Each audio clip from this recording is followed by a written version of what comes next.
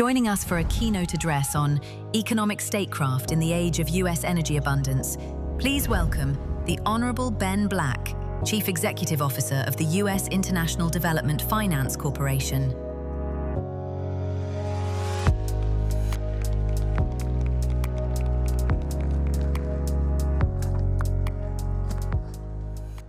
Thank you, and thank you to everyone at SAFE for everything you do for both economic and national security.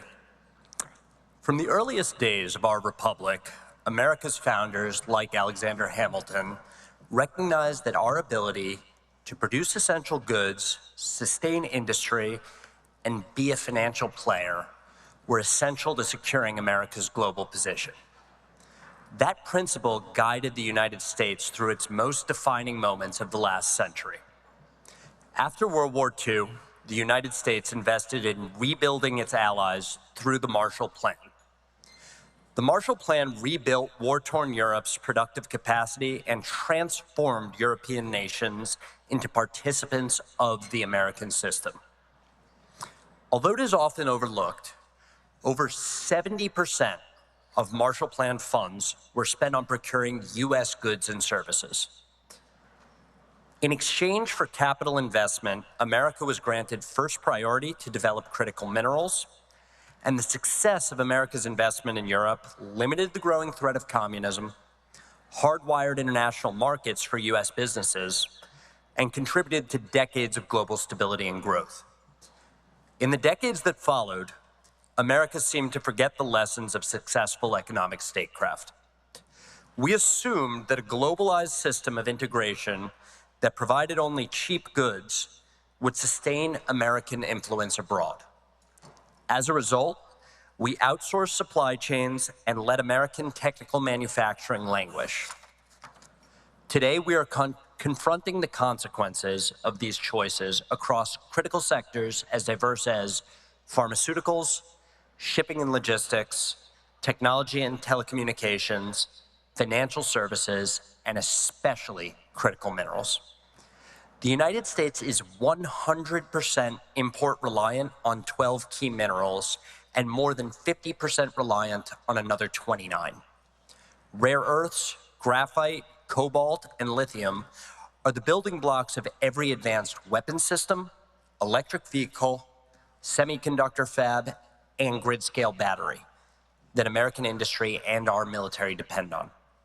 These minerals exist in abundance across the allied world, but too much of the supply chain now runs through China. As everyone in this room knows, that's not because the resources are Chinese, but because China made deliberate, decades-long investments to capture strategic supply chains. Beijing controls 70% of critical minerals refining, including 90% of the world's rare earth refining. When Sino-Japanese tensions escalated in 2010, China cut off rare earth exports overnight. Every allied nation that relies on Chinese mineral processing faces this same risk. Fortunately, President Trump recognized the threat of dependency early on when he created the DFC in his first term to counter China's Belt and Road Initiative. We are the international deal arm of the United States government, and think of us as the investment and deal team. Our reauthorization in 2025 was a pivotal moment of transformation for the agency. We now have $205 billion of investment capacity and a greater ability to deploy debt, equity, and political risk insurance across the capital stack. DFC can also invest in energy, critical minerals, and technology anywhere in the world and address choke points wherever they exist. So how is DFC addressing these challenges? Simply doing more minerals deals is an incomplete solution. Building a refinery without power creates a facility China can undercut.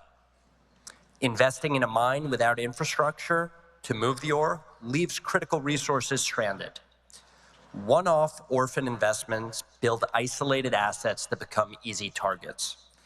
Instead, DFC investments will mobilize private capital to build economic ecosystems, anchored to US capital markets, insulated against adversary control, and structured to generate strong returns for the American taxpayer.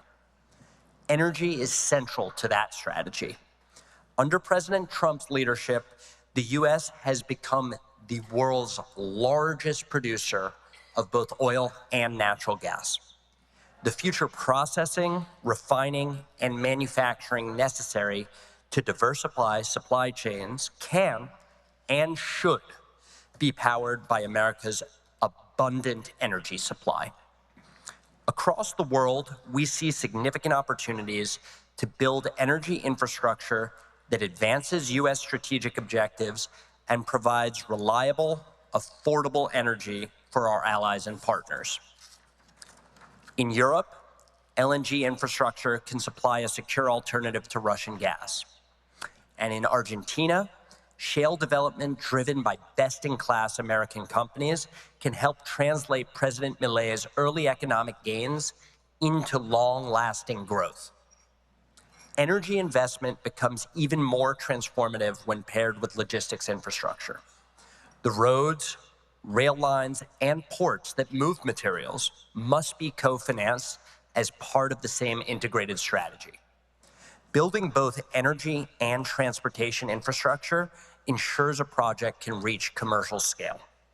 Crucially, it is exactly this type of large-scale investment that is both vital to advancing US strategic interests and highly transformative for our partners' economic development.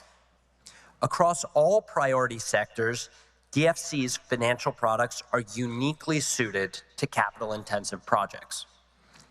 Our ability to de-risk investment and crowd in private financing can unlock pools of capital that dwarf our own balance sheet. It's what distinguishes DFC's approach from our adversaries and the ineffective models of the past. Chinese investments have no independent private sector participation and lack the price signals so necessary to instill discipline and make projects truly commercial viable. The Chinese model extracts resources and exports the value. In contrast, when we mobilize private capital, we build enduring markets. When we invest, we are investing in our partners' economic future and their people. If in the future, the DFC exits an investment and private sector capital endures, that's how we know we've succeeded. The US's greatest export is the American free market system and its legacy of success. It promotes American prosperity, which is the engine that drives worldwide strength, growth, and goodwill. Thank you.